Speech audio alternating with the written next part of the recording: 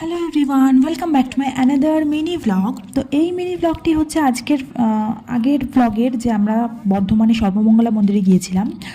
আর আমরা ওইখানে গিয়ে যে ভোগ প্রসাদ গ্রহণ করেছিলাম সেটা কি পেয়েছিলাম সেটা নিয়ে চলো চটপট দেখে নিই।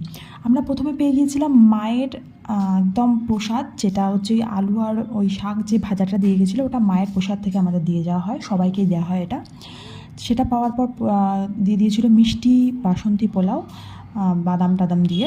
তারপর দিয়ে দিয়েছিল স্টিম রাইস, সেটার সাথে দিয়ে দিয়েছিল আলু, বরবটি আর একটা ডাঁটা দিয়ে একটা সবজি, আর ছিল ডাল, যেটা আমি নিয়ে নিই।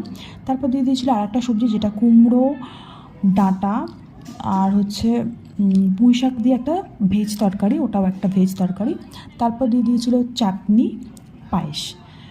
আর যতটা পারবে তোমরা ভাত নিতে পারো, যতটা খুশি পেট ভরে।